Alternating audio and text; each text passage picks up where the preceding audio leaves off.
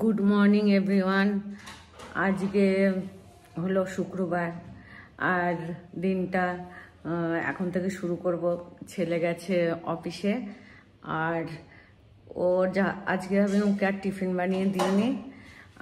ও জলখাবার আর চা খেয়ে বেরিয়ে গেছে। আমি এখন রান্নাবান্না করব আর ঘরের কাজকর্ম করতে হবে অনেক। তো চাদর টাদর কাচা হচ্ছিল না অনেক দিন, তো আজকে ভাবছি চাদরগুলো উঠিয়ে চাদরগুলো কেচে নেবো আর ঘর দর একটু ও যাবার পরেই পরিষ্কার করি। ও থাকাকালীন হয় না, ওর থাকাকালীন আমার ওকে রান্না করে দিতে হয়, জল খাবার দিতে হয়, চা দিতে হয়, এসব করতে গেলে টাইম লাগে। আজকে কিন্তু খাবার দিইনি, আজকে ছিল ওয়ার্ক ফ্রম হোম। পুনাতে রেড অ্যালার্ট, তো সব যাচ্ছে, ওর যে কলিগরা সবাই যাচ্ছে, তো বললো মা আমিও যাই, ঘরে বসে নেটটাও স্লো চলে, তো আমি অফিসে গিয়ে কাজটা ভালো হয়।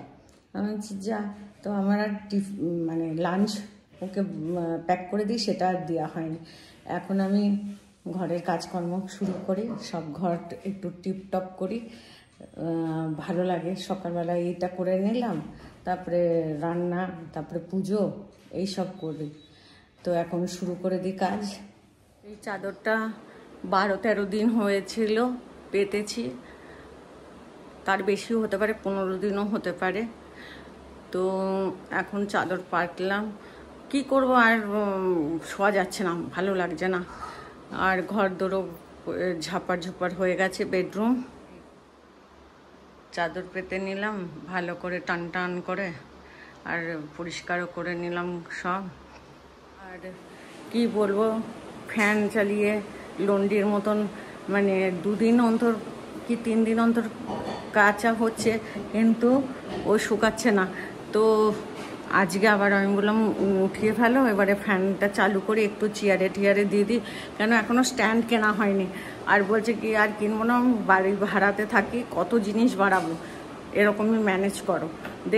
দেখাই লন্ডি বাড়ি লন্ডির মতন শুকাচ্ছে, ওই চাদর শুকাচ্ছে।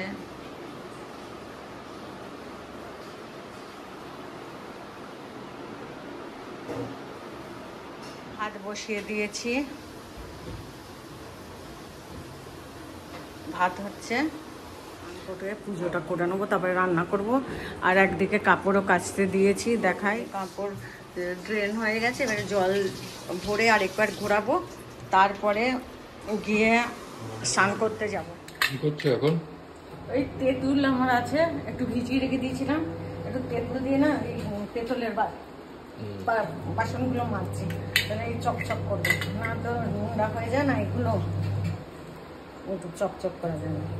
আজকে টাইম পেয়েছে, একটু টাইম পেয়েছে, তাই বললাম করে নিই সব।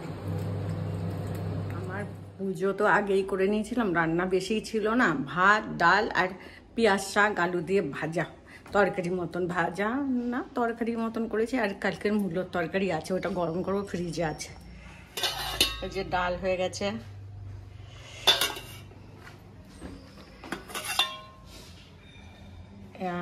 আলু দিয়ে পেঁয়াজ শাক দিয়ে তরকারি, আর এখানে ভাত আছে। আমরা খেতে বসবো, মূলোটা গরম করে খেয়ে নেবো। আর ছেলের তো আজকে অফিসেই খাবে বললো,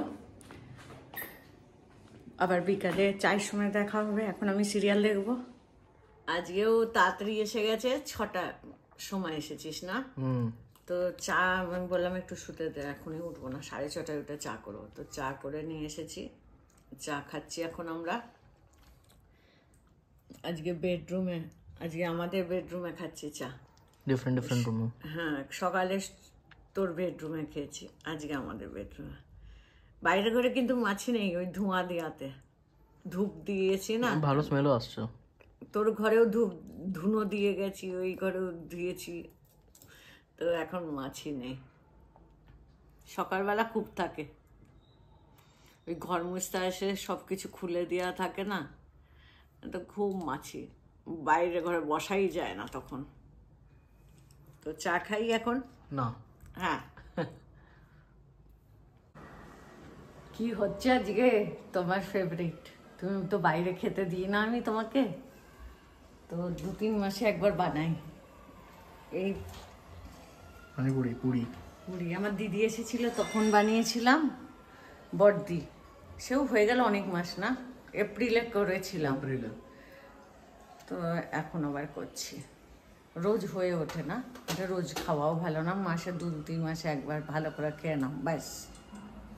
এখন ওই সব জল রেডি হয়ে গেছে, দেখা জল রেডি, আলু মাখাটা ওই একটু বাকি আছে। এটা চানা সেদ্ধ করেছিলাম, এখন পুরি ভাজি।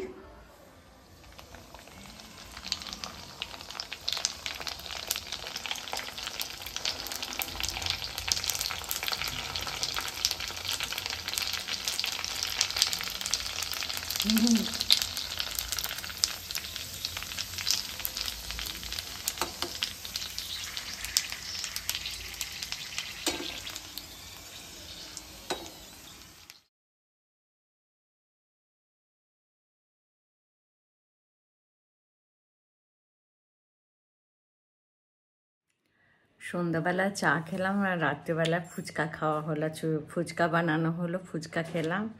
আর তারপরে সিরিয়াল দেখতে দেখতে একটু লেট হয়ে গেল, সিরিয়াল 2-3টে দেখলাম।